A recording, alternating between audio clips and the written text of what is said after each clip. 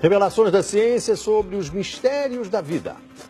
Especialistas de vários países estiveram no Brasil para o lançamento de um grupo dedicado à tese do chamado design inteligente. Esses cientistas acreditam que a perfeição e a complexidade da natureza comprovam a existência de um ser superior. O que há por trás do bater das asas de uma borboleta? Ou das cores vibrantes das penas dos pássaros? O que há em comum entre a concha do mar e a força dos furacões? Que mistérios guardam as nossas células e o DNA, o responsável por tudo que somos? Os homens reunidos nesta sala são os principais nomes de um ramo da ciência que pretende responder questões como estas. Ao contrário do que a gente apregoou por 150 anos, há evidências de inteligência na vida e no universo. Eles são estudiosos do chamado design inteligente, uma linha de pesquisa que acredita que a complexidade da vida e a perfeição da natureza comprovam a existência de um ser superior. A vida foi feita pronta, o universo foi feito pronto, planejados por um ser extremamente inteligente, com design, com arte, com perfeição. Marcos Eberlin coordena o Núcleo de Pesquisa em Ciência, Fé e Sociedade, recém-inaugurado por uma das maiores universidades de São Paulo, em parceria com instituições americanas. Outro defensor do design inteligente é o doutor em bioquímica e professor americano Michael Behe.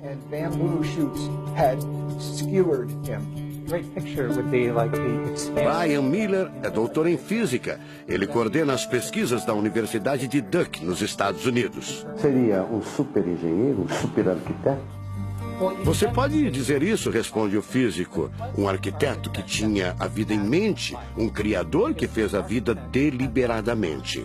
Also, when you look at life itself, não é de hoje que os cientistas procuram pistas deste arquiteto da vida. Galileu Galilei, o célebre físico e astrônomo italiano, disse há mais de 400 anos que a matemática é o alfabeto com o qual Deus escreveu o universo. A matemática se dedica a provar que tudo no universo segue uma lógica. Mas foi ainda antes, na Idade Média, que outro italiano, Leonardo Fibonacci, decifrou parte deste alfabeto. Ele descobriu um padrão numérico que se repete em quase tudo na natureza. Em homenagem a ele, o padrão passou a ser conhecido como sequência de Fibonacci, uma sequência lógica de números que pode ser expressa em formas geométricas.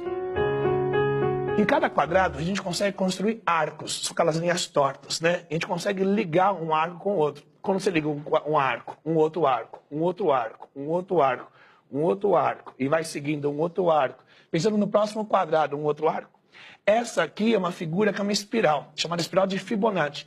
E essa espiral aparece em diversos lugares do nosso cotidiano. Aparece, por exemplo, na nossa orelha. O formato da nossa orelha é exatamente essa espiral.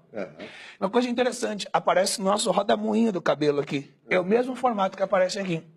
Que é o mesmo formato que aparece naquela concha do mar, tal do Nautilus, né? Que é o mesmo formato que aparece nas estrelas do universo. Que é o mesmo rodamuinho que forma quando tem um furacão.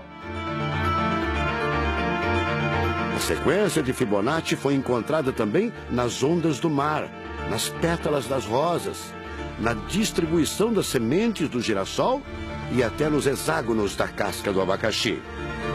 Mais uma comprovação matemática da existência de uma mente inteligente por trás da criação seria o chamado número de ouro, ou proporção áurea, representada pela letra Φ.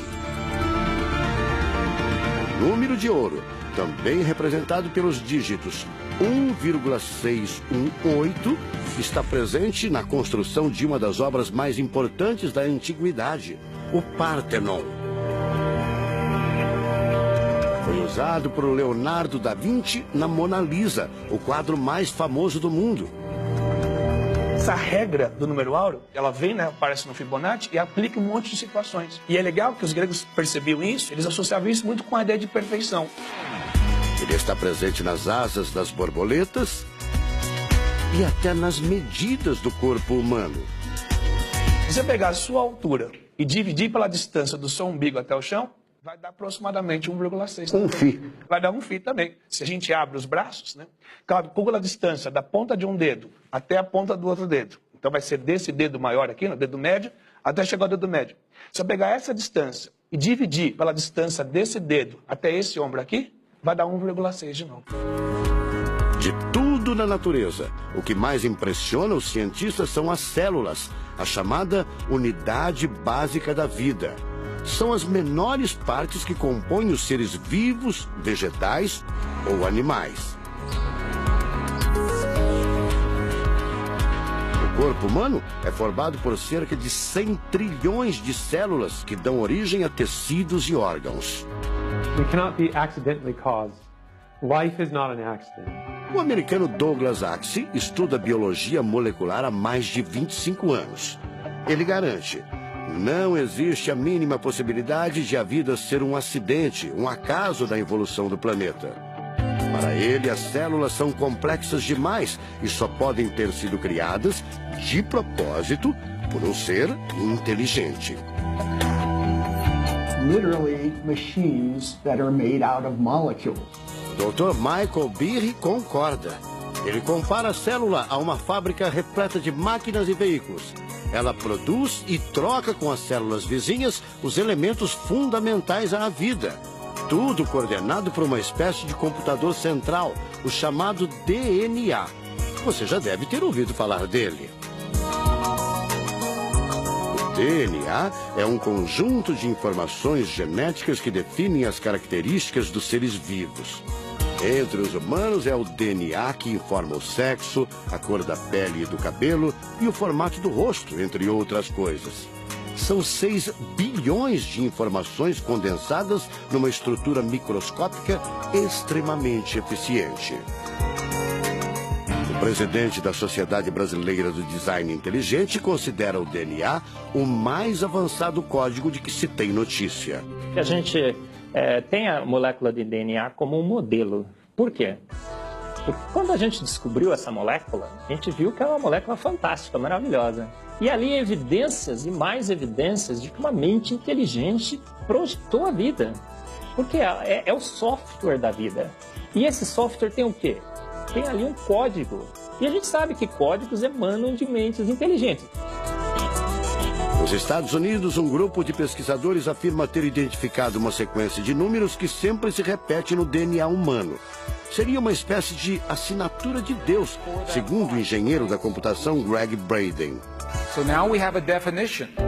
Ao considerar a carga dos elementos químicos do DNA, os pesquisadores teriam identificado o seguinte padrão numérico: 10, 5, 6, 5.